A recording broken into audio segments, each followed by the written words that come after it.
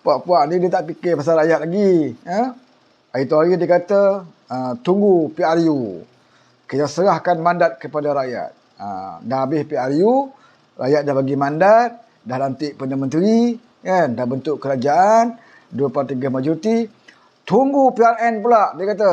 Lepas PRN ni kita akan jatuhkan kerajaan bulan 8, bulan Ogos. Walaun pun bersungguh-sungguh. Tunggu bulan 8, PRN pun dah selesai. Satu negeri kita pun dia tidak boleh rampas, kita pun tak boleh rampas negeri dia.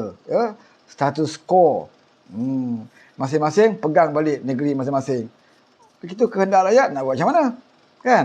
Kehendak rakyat, maknanya orang Kelantan, rakyat Kelantan selesa dengan keadaan di Kelantan, rakyat Terengganu pun dia selesa dengan keadaan di Terengganu, rakyat Kedah dia selesa di bawah Sanusi, rakyat Selangor dia selesa di bawah Amiruddin, rakyat Negeri Sembilan dia selesa di bawah Aminuddin, rakyat Pulau Pinang dia selesa dengan Ketua Menteri Pulau Pinang.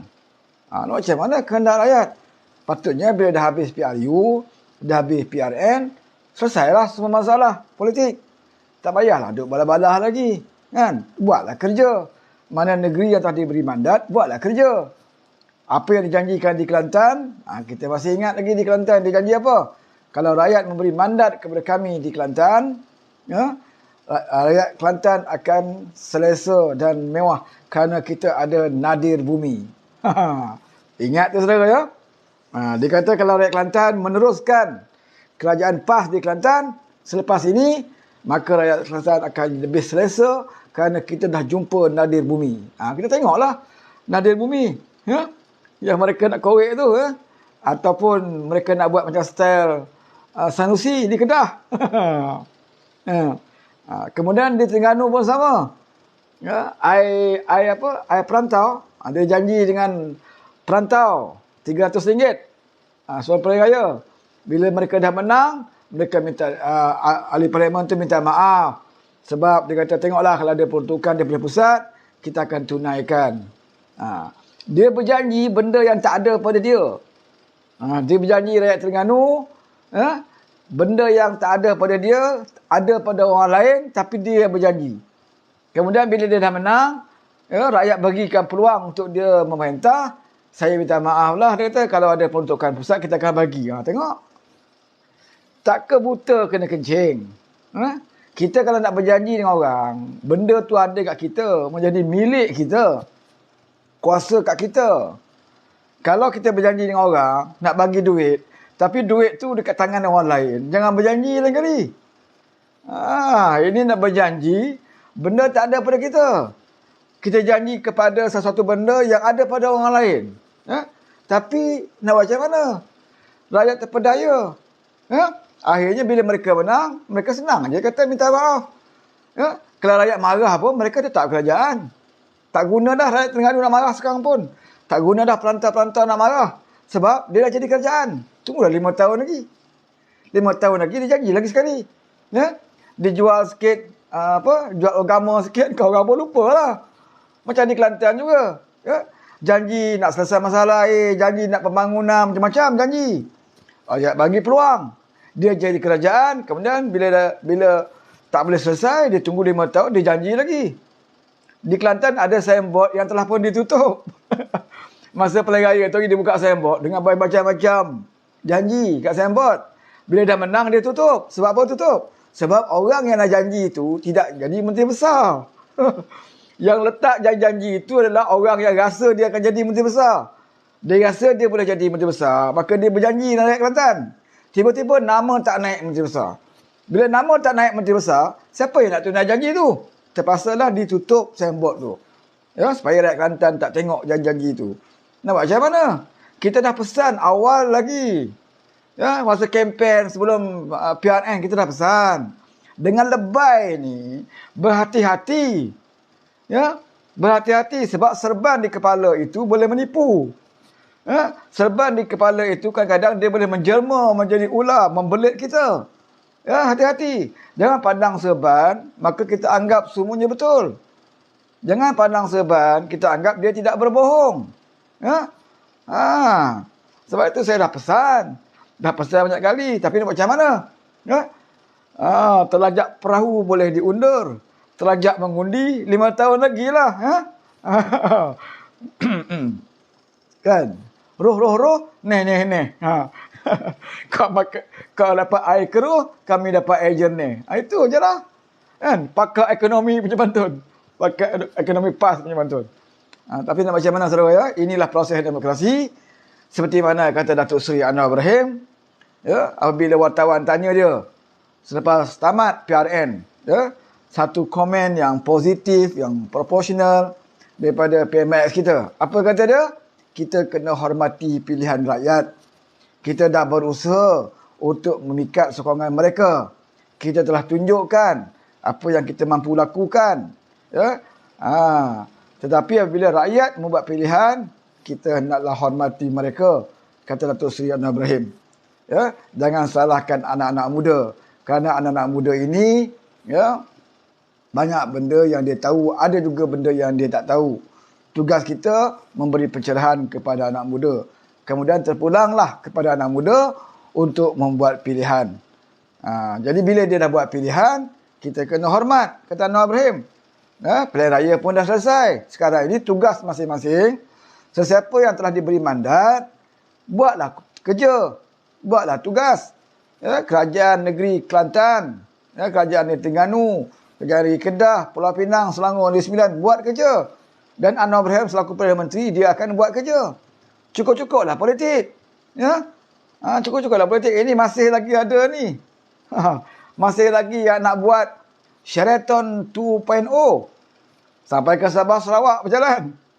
Nak cari sokongan. Haji Hadi masih lagi tak habis-habis bercakap tentang politik. Ya? Tidak mustahil kita akan dapat sokongan. Tidak mustahil kita dapat sokongan daripada Sabah dan Sarawak. Masih lagi ada cita-cita Haji Hadi ni. Ya? Tak cukup 33 bulan jadi kerajaan. Tak cukup 33 bulan jadi duta khas Timur Tengah walaupun tak buat kerja. Ya, dah seronok duduk kursi empuk. Dah seronok jadi duta khas Perdana Menteri. Ya, tak puas. Bila mandat rakyat diserahkan kepada kerajaan perpaduan, ya, dan negeri-negeri pun telah diberikan mandat, masih ada lagi perasaan tak puas hati. Sebab apa? Sebab mereka tahu, ya, mereka telah berjanji kepada anak-anak muda khususnya, selepas PRN ini, bulan 8 kerajaan akan tumbang. Dalam parlimen, bukan dekat luar saja, dalam parlimen pun, ya, Syahidan Kasim kata bulan 8 tukar. Ya, bye-bye bulan 8. Dah lama dah tak dengar Syahidan Kasim. Selepas PRN ni, mana suara Syahidan Kasim? Sebelum ni bukan main lagi. Ya? Mana suara dia? Kamu telah memberikan keyakinan palsu kepada penyokong-penyokong kamu. Hari ni dah 21 hari bulan 8. Ya, bulan 8. Nak tunggu 32 hari bulan 8 ke? Ya, 32 Ogos. Muhyiddin akan kat sumpah. Jadi saudara, ya, kita dah bagi tahu banyak perkara yang kita dah bagi tahu kepada anda semua. Ya, jangan salahkan kami kalau anda tertipu. Macam kawan kita ni duk cerita ambalat-ambalat ni. Ya, ambalat-ambalat masih lagi tak tahu. Ya, nampak sangat. Ini di antara contoh wall on yang malas membaca, dahlah bodoh. Malas membaca pula tu. Ya? Memang orang macam ni akan menjadi makanan kepada lebay-lebay ni. Ya? Isu ambalat tu sebenarnya dah beberapa kali kita cerita dalam parlimen, dah jawab. Dalam soalan PMQ, ya, Perdana Menteri. Depan Muhyiddin, Perdana Menteri jawab. Depan Taqiyuddin, Menteri jawab isu ambalat ni. Ya? Soalan pun daripada dia. Perdana Menteri jawab dalam parlimen. Tapi walaon ni, dia jenis malas mendapat maklumat.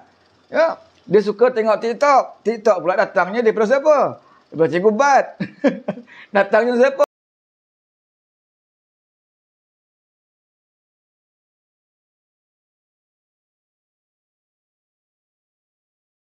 Ratu Badak. Datang daripada siapa? Papa Gomo. Memang kena kelentong lah. Sebab tu duduk main ambalat. Ya? Lagi banyak dia sebut tentang ambalat, lagi nampaklah kebodohan mereka. Ya? Isu ambalat ni, ya, apabila dia timbul kalangan DUN Negeri Sabah. Ya, salah satu soalan DUN Negeri Sabah. Dan ADUN Negeri Sabah itu sekarang ini, telah pun diambil tindakan oleh speaker negeri Sabah sebab membawa berita palsu, bercakap tentang benda tidak benar. Don negeri Sabah pun ambil tindakan kepada Adun itu.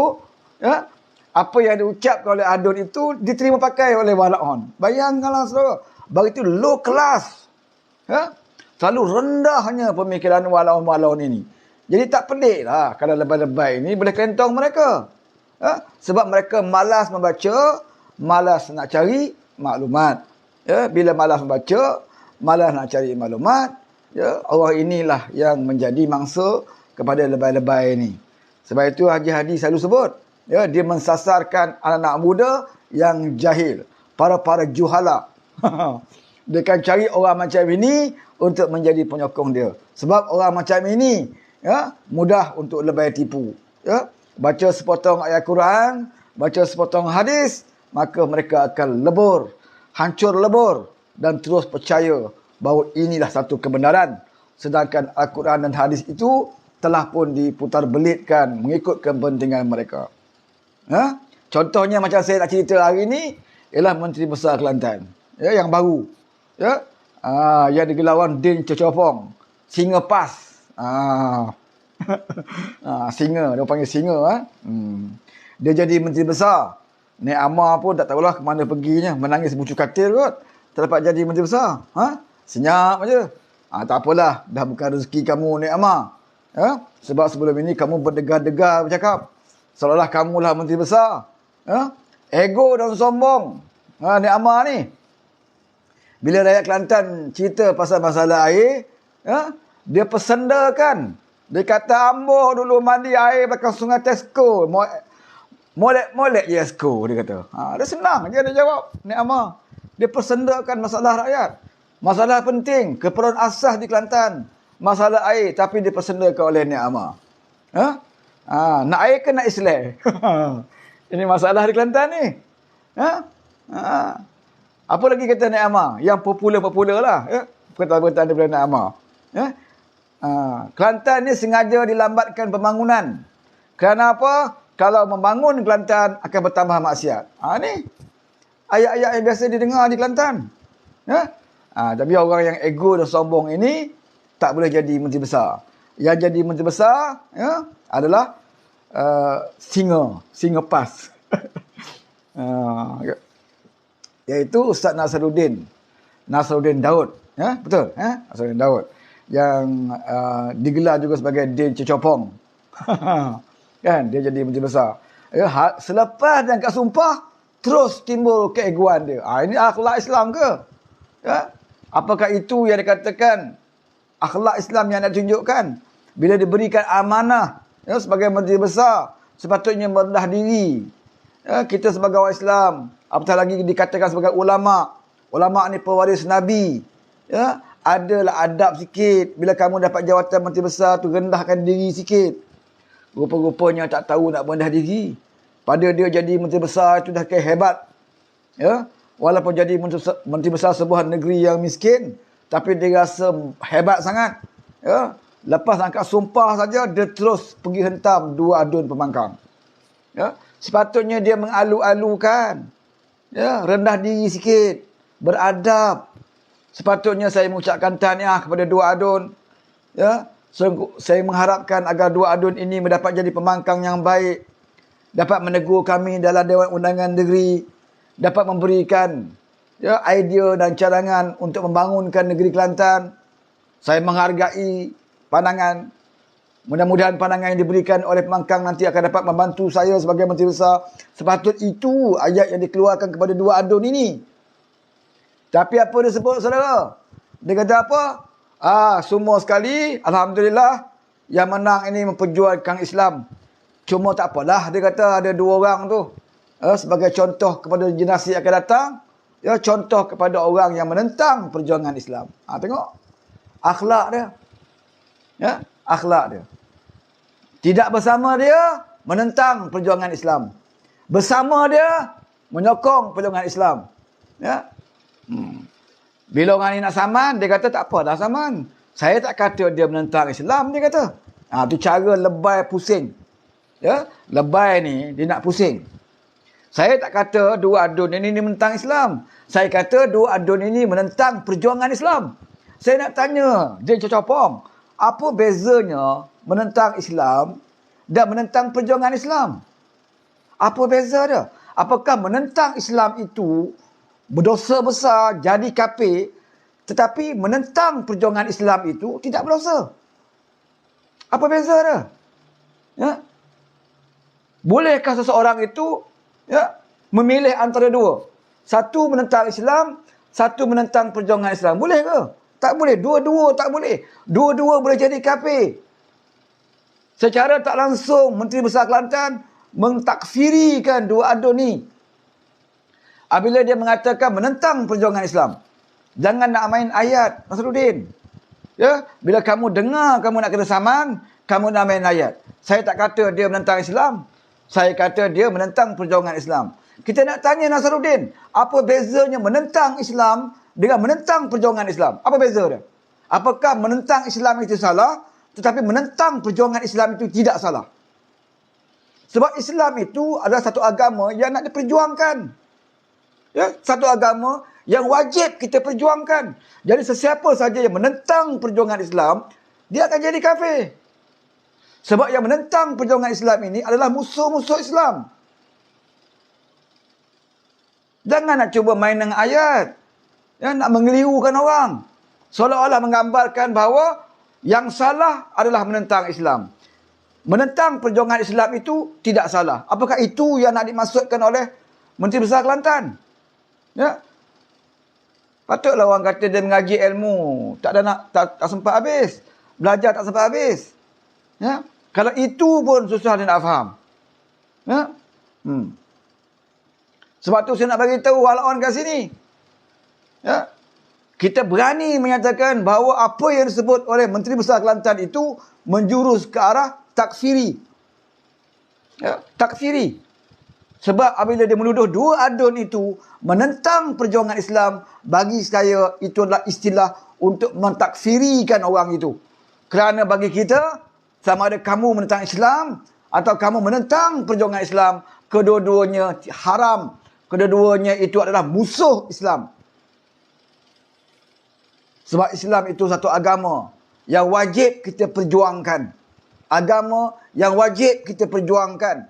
Kalau kita tak perjuangkan, tidak tertegak Islam itu. Maka wajib kita perjuangkan. Sesiapa yang menentang perjuangan ini, maka dia oranglah musuh Islam. Itu jelas.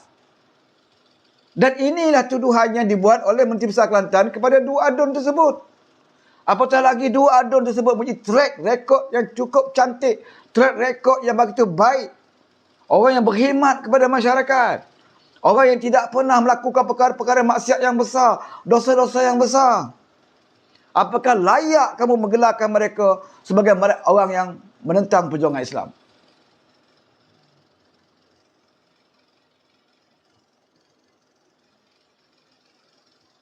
Kalau kamu nak tuduh sekalipun, kamu kena bawa bukti.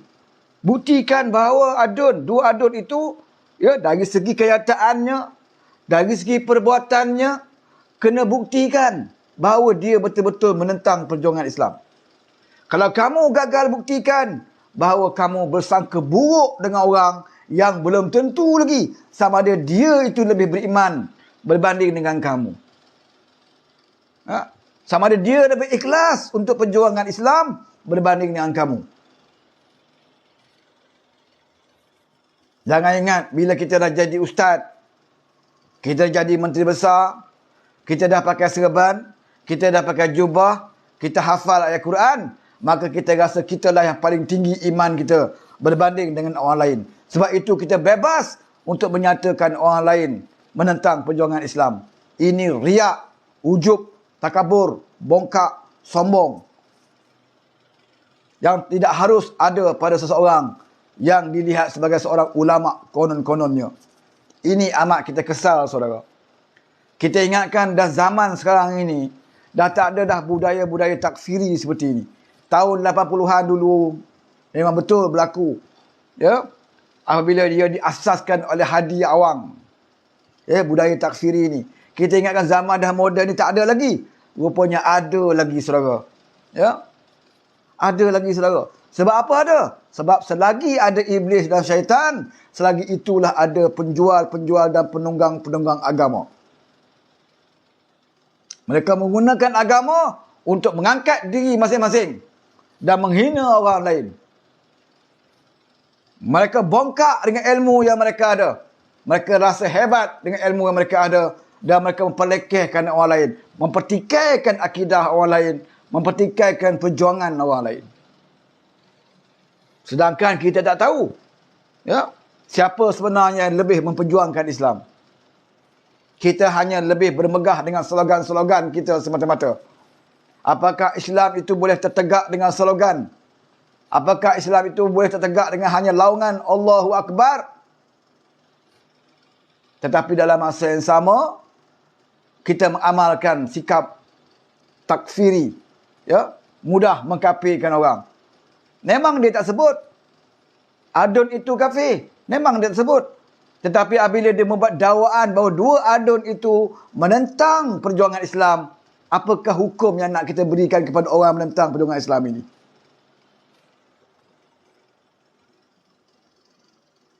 Sebab itu saya katakan, ya, kepada penyokong-penyokong PAS, ya, nilai balik, ya. Jangan mudah kita terpedaya dengan kata-kata daripada orang yang seperti ini. Bila kita kata macam tu, dia kata, oh kamu, siapa kamu nak bercakap? Oh banyak sangat ilmu yang kamu ada. Berbanding dengan Menteri Besar Kelantan.